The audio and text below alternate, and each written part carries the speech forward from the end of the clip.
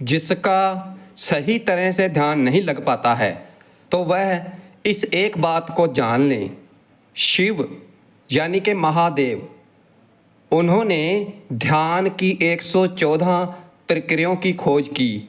और ऐसे ही हम समाज में देखते हैं कि अलग अलग प्रकार की ध्यान की प्रणालियां बनी हुई हैं। हर आदमी, हर गुरु अपने तरीके से ध्यान करवाने में लगे हुए हैं। लेकिन जब एक सामान्य आदमी ध्यान करने के लिए बैठता है तो उसका विश्वास, उसका दिमाग, उसका मस्तिष्क, उसका मन इन्हीं चीज़ों में उलझ कर रह जाएगा कि मैं ध्यान की कौन सी प्रणाली अपनाऊं, किस विधि से मैं ध्यान करूं। और इसी वजह से जब वो ध्यान करने के लिए बैठता है तो उसके मन के अंदर अलग अलग प्रकार की ध्यान की प्रणालियां चल रही होती हैं। वो सोचता है मुझे इस विधि से तो कुछ प्राप्त नहीं हो रहा और हो सकता है कि मैं दूसरी विधि को अपनाऊं और मैं गहरे ध्यान की अवस्था में पहुंच जाऊं। और यही विचार उसके ध्यान की सबसे बड़ी रुकावट बन जाती है। अब सवाल ये पैदा होता है कि वो कौन सी ध्यान की ऐसी प्रणाली है जो कि हर एक प्राणी के लिए बनी है, सर्वत्र बनी है, सबके लिए बनी है। एक ऐसी प्रणाली जिसमें कोई भी व्यक्ति किसी भी प्रकार का मस्तिष्क और मन बहुत ही आसानी से ध्यान में प्रवेश कर जाए। तो क्या वो सचमुच ऐसी तकनीक, ऐसा तरीका है जिससे कि हमें अलग अलग प्रकार के ध्यान सीखने की ज़रूरत ही ना पड़े और वह एक प्रणाली, एकमात्र ध्यान प्रक्रिया सभी ध्यान की प्रक्रियाओं को अपने अंदर शामिल कर ले, जिसके परिणाम स्वरूप आपके जो परिणाम 114 ध्यान की प्रक्रियाएं खत्म करने के बाद प्राप्त होता है तो वो एकमात्र एक ही प्रक्रिया से हासिल हो जाए। तो आप जरा सोचें कि आपकी ध्यान की यात्रा कितनी सुगम हो जाएगी। इसलिए आज हम आपको ध्यान की एक ऐसी प्रक्रिया बताने जा रहे हैं जो कि बहुत ही सरल है और जो सभी के लिए एक ही समान लाभकारी है। बात उस समय की है जब महात्मा बुद्ध जी अपनी सत्य की यात्रा पूर्ण कर चुके थे और उन्हें अब ज्ञान हो चुका था। और फिर उसके बाद उन्होंने अपने सभी शिष्यों को अलग अलग दिशाओं में भेजकर आम लोगों के बीच में जाकर ध्यान के बारे में समझाने के लिए उन्हें जन साधारण के बीच भेज दिया। और इनमें से बहुत से शिष्य अलग अलग दिशाओं में जाकर, अलग अलग गांवों में जाकर लोगों को ध्यान के बारे में जागरूक करने लगे। वो कुछ दिन उस गांव में ठहरते, उस गांव के लोगों को ध्यान के बारे में समझाते और कुछ दिन उन्हें ध्यान करवाने के लिए बाद में वो अगले गांव को चल पड़ते थे। एक बार एक शिष्य एक गांव के लोगों को ध्यान के बारे में समझा रहे थे, उपदेश दे रहे थे। वो कह रहे थे कि ध्यान किस प्रकार किया जाता है, ध्यान की गहराइयाँ क्या है और ध्यान एक आम इंसान के लिए क्यों ज़रूरी है। तो वो इसके बारे में उन गांव वालों को समझा रहे थे। और फिर उसी बीच में एक 20 साल का लड़का खड़ा होकर उनसे पूछता है कि हे महात्मा जी, मुझे तो लगता है कि ध्यान सिर्फ बुजुर्ग लोगों के लिए ही बना है। जो मेरी उम्र के लोग हैं, जो जुआ हैं, जिन्होंने जीवन में अभी बहुत कुछ हासिल करना है, तो उन्हें ध्यान करने से क्या प्राप्त होगा? क्योंकि ध्यान तो एक कोने में चुपचाप बैठकर किया जाता है, उसमें तो कुछ किया ही नहीं जाता। तो फिर युवाओं को इसमें क्या फ़ायदा? और अगर देश का युवा ध्यान करने के लिए कोने में घंटों तक बैठ गया तो फिर देश की प्रगति में कैसे अपना योगदान देगा? क्या उसका जीवन व्यर्थ नहीं हो जाएगा? सिर्फ ध्यान में बैठे रहो, कुछ काम धंधा करने की ज़रूरत है ही नहीं। सवाल बड़ा ही अहम था और लोगों के मन में ऐसा सवाल तो उठता ही होगा, मगर इसका जवाब क्या है? और देखा जाए तो बात भी सही है, क्योंकि अगर आज का युवा अगर ध्यान की प्रक्रिया में जुट जाते हैं, ध्यान करने लग जाते हैं, घंटों ध्यान में बैठे रहते हैं, तो फिर घर की व्यवस्था कैसे चलेगी? क्योंकि युवाओं को तो घर से बाहर निकलकर कमाना ही पड़ेगा। अगर अपने परिवार का पालन पोषण करना है तो एक युवा किस प्रकार ध्यान की प्रणालियों का अभ्यास करते हुए अपना काम सुचारू रूप से जारी रख सकता है। और ये सुनकर वो शिष्य मुस्कुराते हुए बोला कि भाई, ध्यान का मतलब एक कोने में आंख बंद करके बैठ जाना नहीं होता है। आप ध्यान का गलत मतलब समझ रहे हैं। ध्यान का मतलब होता है होश में आना, जागरूक हो जाना।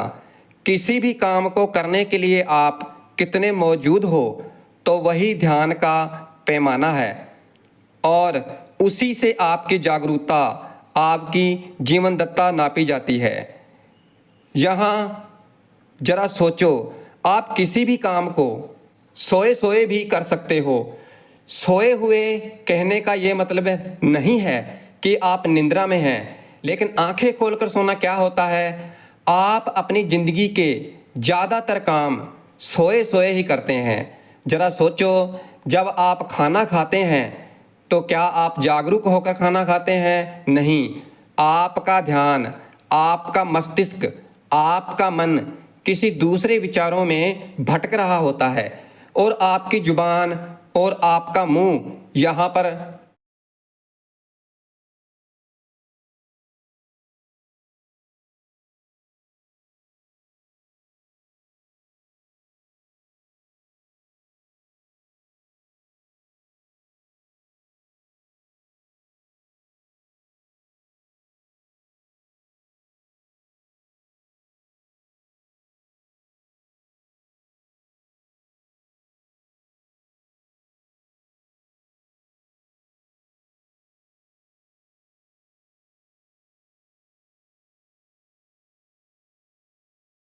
आपको परमानंद का स्वाद चखना है।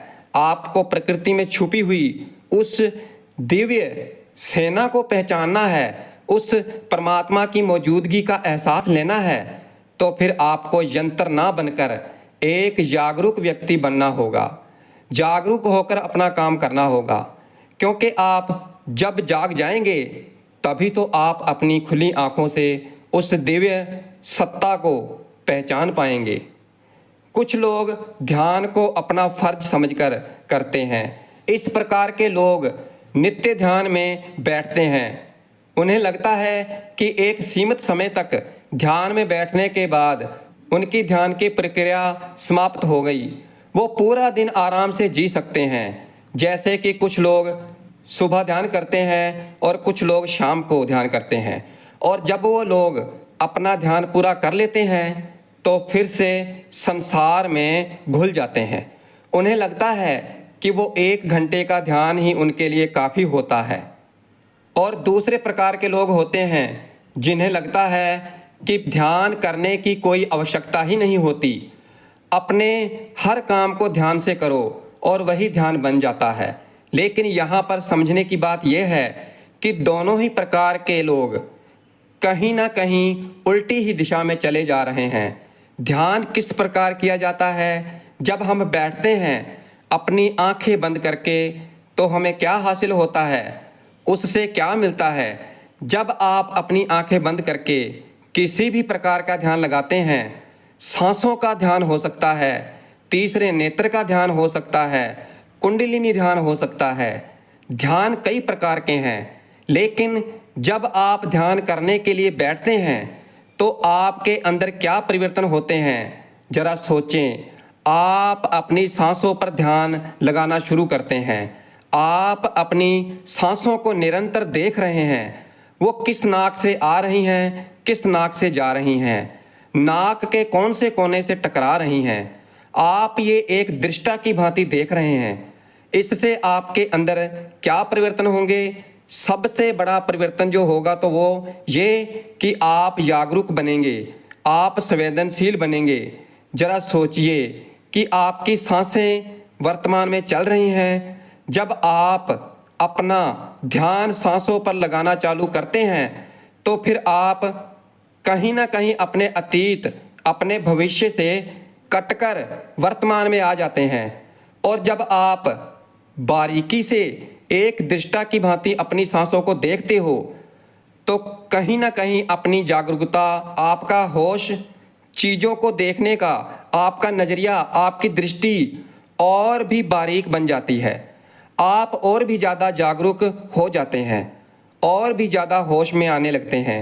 लेकिन वो ध्यान, जो वो होश तभी कारगर साबित होगा जब आप दिन में कोई भी कर्म करते वक्त अपनी वो जागरूकता, वो होश जो आपने 1 घंटे प्राप्त करके हासिल किया है, उसे बरकरार रख पाएं।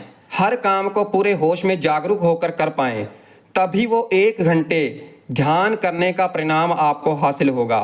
लेकिन अधिकतम लोग क्या करते हैं, वो 1 घंटा ध्यान में बैठते हैं और फिर उसी पुराने तरीके के अनुसार अपना जीवन जीते हैं, उसी प्रकार कार्य करते हैं, सोए सोए एक यंत्र की भांति कार्य करते रहते हैं। लेकिन उसी काम को जागरूक होकर होश में भी कर सकते हैं। इसलिए जब भी आप बैठकर कोई ध्यान करते हैं तो वही ध्यान, वही होश आपको पूरे दिन संचालित करना चाहिए। हर काम को पूर्ण रूप से शामिल होकर करें। यह नहीं होना चाहिए कि आपके विचार कहीं हैं और आप एक यंत्र की भांति उस काम में लगे हुए हैं। तो फिर इस प्रकार के ध्यान का क्या मतलब रह जाता है? क्योंकि ध्यान का मतलब है अपने आप को संगठित करना, खुद को सम्मिलित करना, शामिल करना। जब आपके शरीर का रोम रोम किसी काम में शामिल हो जाए, सम्मिलित हो जाए, तो वही काम आपके लिए ध्यान बन जाता है। इसलिए जागरूक होकर किसी काम को पूरे सम्मिलित होकर कीजिए, पूरा रोम रोम लगाकर कीजिए, पूरा रोम रोम लगा दीजिए, उस काम में रम जाइए। उसके बाद आप निर्विचार के भाव को भी अनुभव कर पाएंगे। निर्विचार यानी कि मस्तिष्क में कोई भी विचार नहीं रहे, कोई भी विचार नहीं, किसी भी प्रकार का, ना अतीत का ना भविष्य का। आप केवल उसी काम में लगे हुए हैं और उस काम को वर्तमान में करते हुए आपके दिमाग में विचार नहीं दौड़ेंगे। आपका दिमाग निर्विचार हो जाएगा, एकदम शुद्ध हो जाएगा, एकदम शांत हो जाएगा। और उस वक्त, उस क्षण, उस पल आप ध्यान के बारे में समझ पाएंगे, आप ध्यान की अनुभूति ले पाएंगे, आप ध्यान का रस चख पाएंगे। फिर ही आपको पता चलेगा कि ध्यान क्या है और ध्यान में कितना आनंद है। जब आप किसी काम को निरंतर बिना विचारों के करते हो तो आप ध्यान में ही होते हैं। और जब आप काम पूरा कर लेते हैं, खत्म कर लेते हैं, तो आपको एहसास होता है इतनी देर से ये काम कर रहा था, मुझे तो लगता है कि मुझे ये काम अभी अभी शुरू किया था। मतलब कि आपको उस काम से कोई थकान नहीं होगी, बल्कि वही काम आपके लिए आनंद बन जाएगा। मगर ध्यान रहे, जब हम कोई ध्यान बैठकर करते हैं, आंखें बंद करके करते हैं, तो हमें उसमें कोई प्रयास नहीं करना है आपकी सांसों पर ध्यान लगाने का या आपके विचारों को हटाने का। आपको केवल दृष्टा मात्र बनना है और देखने वाला बनना है कि हमारी सांस कहाँ से आ रही है और कहाँ को जा रही है, नाक के कौन से हिस्से को टकरा रही है। ज़्यादातर लोग ध्यान में संघर्ष करने लगते हैं। और संघर्ष किस बात का? अपने विचारों को खाली करने का, आपका ध्यान एक ही केंद्र पर केंद्रित करने का। और उसी वजह से हमारे अंदर विरोध आभास पैदा होने लगता है।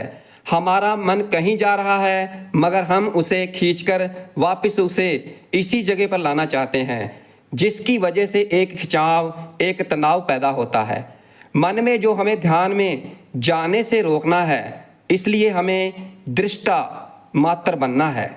आसपास हमारे अंदर घटित हो रही है एक सूत्र जो आपको और भी गहरे ध्यान में लेकर जाएगा। तो हम आपको बता रहे हैं, जब भी आप सांस अपने अंदर लेते हो तो अनुभव कीजिए, महसूस कीजिए कि आप हर प्राणी मात्र पूरे संसार का दुख अपने अंदर ले रहे हैं, अपने अंदर समाहित कर रहे हैं। और ये जब आप अपनी सांसें बाहर छोड़ते हो तो अनुभव कीजिए, महसूस कीजिए कि आप अपने अंदर की सारी खुशी, सारा आनंद इस संसार को दे रहे हैं, इस संसार पर बिखेर रहे हैं। इससे क्या होगा कि आपके मन के अंदर, आपके हृदय के अंदर एक करुणा का उदय होगा, और करुणा उदय हृदय ही परमात्मा के सबसे करीब होते हैं। अगर आपके मन में करुणा का उदय हो जाता है हर प्राणी मात्र के प्रति, तो आप परमात्मा के सबसे करीब होते हैं। फिर आप इस प्रकृति में छुपी हुई उस दिव्य सत्या को देख पाएंगे, उसको पहचान पाएंगे, उसको अनुभव कर पाएंगे। आपका रोम रोम ये मानने पर मजबूर हो जाएगा कि हाँ, प्रकृति में ही परमात्मा बसता है, हर प्राणी में ही परमात्मा बसता है। सहूलियत के हिसाब से किसी भी प्रकार का ध्यान अपना सकते हैं। रोजाना उसका अभ्यास करें और फिर पूरे दिन में उस ध्यान का असर देखें।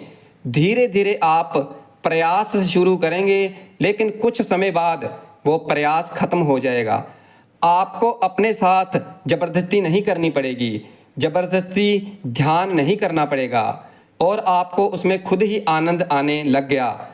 तो फिर आप सोचें कि क्या आपको कोई चीज़ ज़बरदस्ती करनी पड़ेगी, और आप फिर खुद ध्यान में बैठेंगे और ध्यान खुद ही आपको अपने पास खींच लेगा। अब आपको कुछ ज़बरदस्ती और ऐसा करके ध्यान की गहराई में जा सकते हो। फिर उस शिष्य की ये बात सुनकर उस नौजवान की ध्यान के बारे में सभी गलतफहमियां दूर हो गई।